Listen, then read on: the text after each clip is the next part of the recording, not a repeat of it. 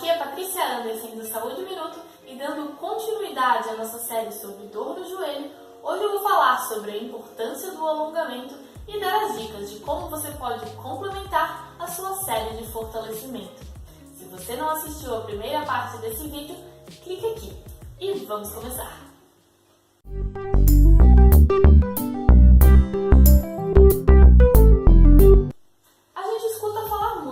Alongamento, a importância dele, mas você sabe o que é o alongamento? Você sabe por que ele é importante?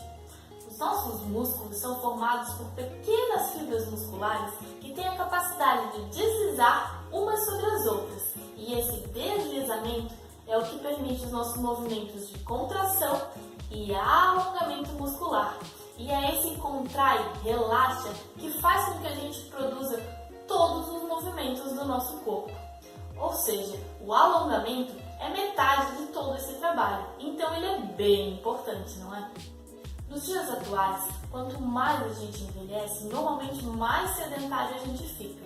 E essa falta de movimento faz com que os nossos músculos encurtem, ou seja, essas fibras perdem essa capacidade de deslizar umas sobre as outras e a gente fica com o músculo como se estivesse faltando óleo, ele fica emperrado. E aí a gente começa a sentir as dificuldades, seja para baixar, para amarrar o sapato, para sentar no chão com as pernas esticadas, a postura começa a ficar esquisita, ou seja, começa a doer tudo.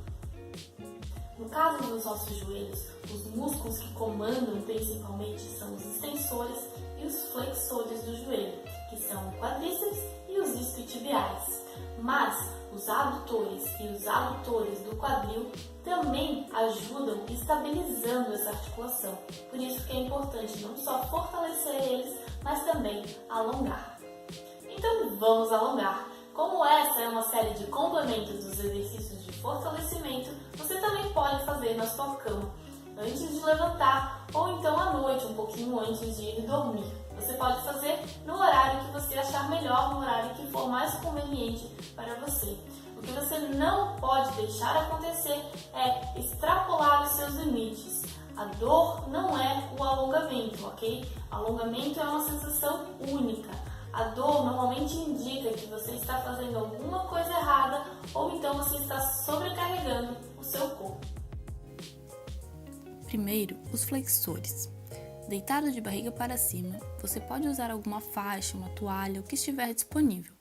Com as duas pernas estendidas, você eleva uma e puxa os dedos do pé para baixo, mantendo sempre o joelho estendido. Você deve sentir o alongamento em toda a parte posterior da coxa e da perna. Permaneça nessa posição por pelo menos 30 segundos e depois troque de perna. Preste bastante atenção na coxa que está no chão. Ela não deve perder o contato com o tatame. Se for necessário, abaixe a perna alongada até que ela encoste novamente no chão. Caso você sinta dores na lombar, você pode manter a perna de descanso flexionada.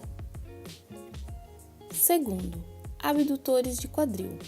Aqui você pode manter uma perna esticada ou dobrada, como achar melhor.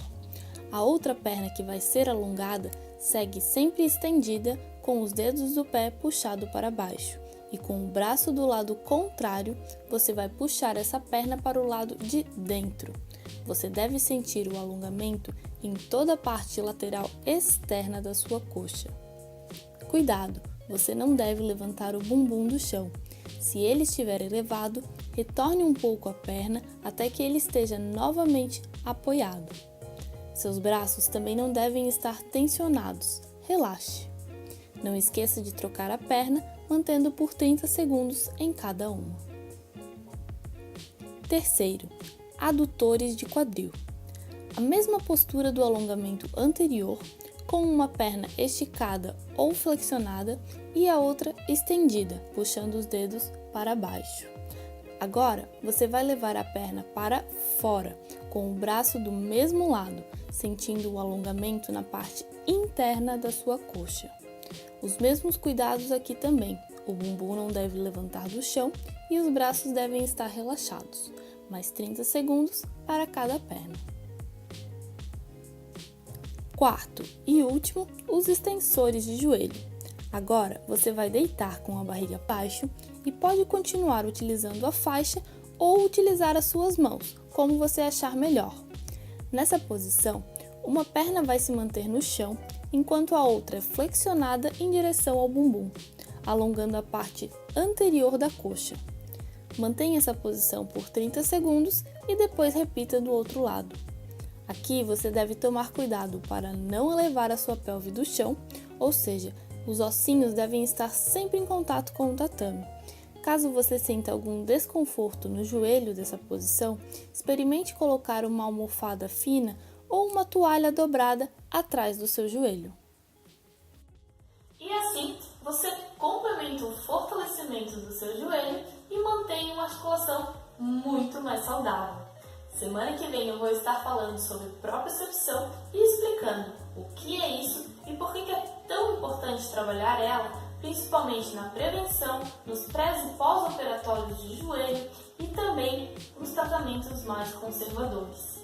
Muito obrigada se você assistiu esse vídeo. Se você gostou, não esqueça de deixar o seu curtir e também de se inscrever no canal para receber as notificações de próximos vídeos.